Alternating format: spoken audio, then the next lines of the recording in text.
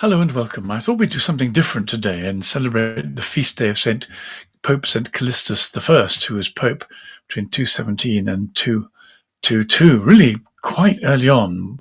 One of my markers is AD 160, when Polycarp was martyred. So he became Pope about 37 years after Polycarp was martyred.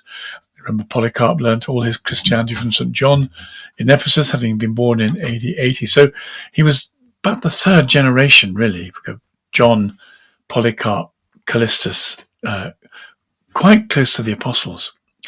Well, Callistus had the most extraordinary life. First of all, he was a slave. He began as a slave, and he had a master called Carphorus. And Carphorus decided that Callistus was pretty competent, and they put him in charge of a bank for Christians, and it held the money for widows, so it was quite responsible and quite important. However, Callistus lost all the money. How he lost it becomes a little bit clearer, but not very, in the rest of his story. So he ran away. He ran away to sea and joined a pirate ship where his master came after him in order to catch him. And so Callistus then dived off the ship into the water and was rescued by drowning by other people, who then gave him back to his master. So he was caught again, and he was given the punishment of turning the pistrinum, or the hand mill. So you simply became a forced mill hand, which was a punishment reserved to slaves. But his creditors, friends of the widows, friends of Carphorus, decided that if they released him, he might be able to get their money back for him. So they got him released. And the next thing that happened was it discovered he lent it to some Jews. We don't know what kind of Jews. We don't know why, but the Jews clearly wouldn't give it back. And Carphorus got into a fight with them. So this fight turned into a sort of mob violence, and Carphorus was arrested. He was then denounced as a Christian, perhaps, who knows, maybe by the perfidious Jews, and sent away to a salt mine in Sardinia. It turns out that fighting Jews to get your money back in the streets was more punishable in a more severe way than simply robbing your own bank. Well, he went to Sardinia in the salt mines, and then somehow the Emperor Commodius's mistress, one of his many mistresses, Marcia, had a fondness for Christians. And Marcia, the emperor's mistress, got him released. Goodness knows how he knew her, how she knew him, why she did it, but she did. She used all the influence of the emperor's court and got him released. And he wasn't at all well. He was very nearly dead. So he was sent to Antium to recuperate, and then given an invalid pension by Pope Victor I. So he was very well connected, and somehow people didn't hold it against him that he'd lost all this money. And maybe this was where his conviction that forgiveness was important came from. So from a weakened ex-slave in receipt of an invalidity pension, he then became Archdeacon of Rome. And he was in charge of the Roman catacombs, where the Christians were buried. And in an extraordinary process, he ended up by being voted in as Pope. Well, the oppressed church of the early 3rd centuries had more important things to do than keep detailed archives of its decision-making process. So really what we know about him is from his enemies, and he had enemies, particularly Tertullian and Hippolytus.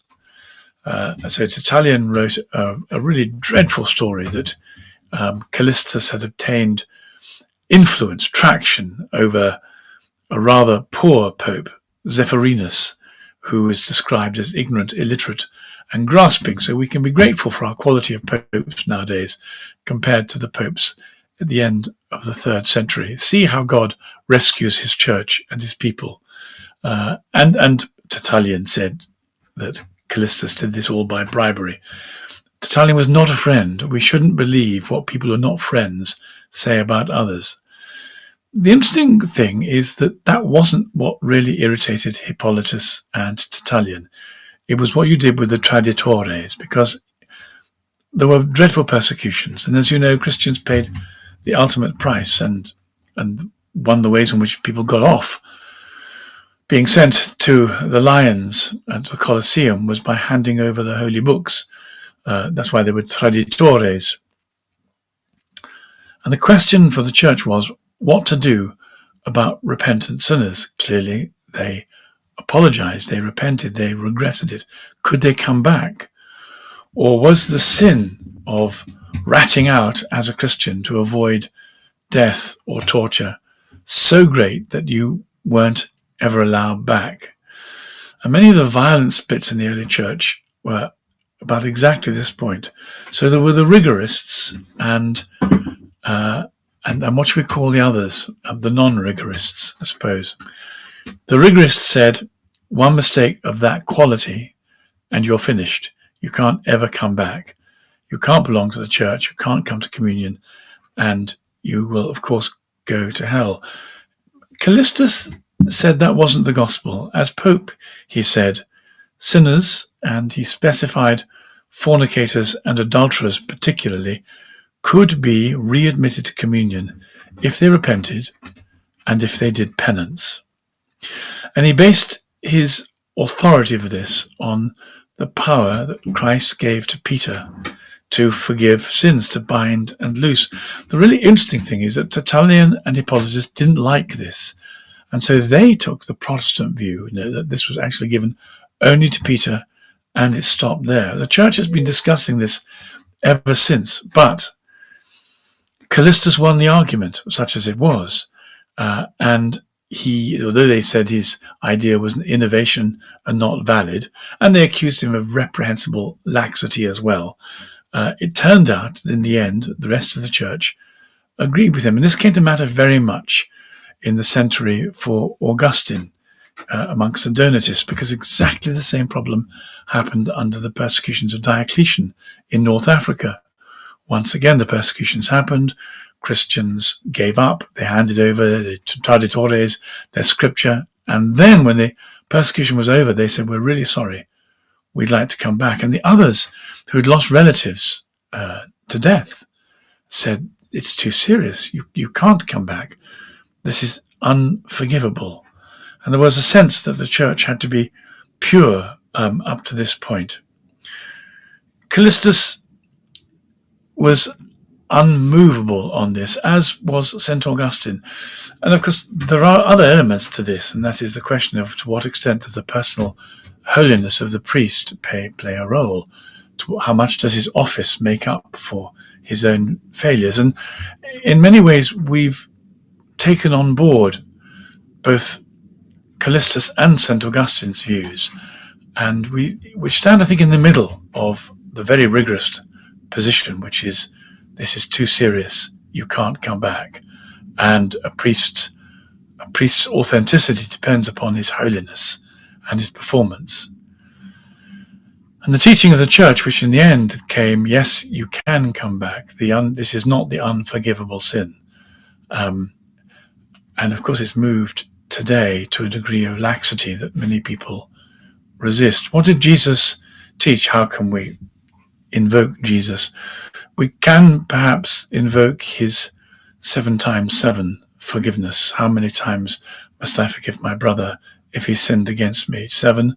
No, says Jesus, 7 times 7. And of course, 7 there isn't a mathematical number. It's a concept. It's a perfection. It's almost a magic number, but not magic in the occult sense.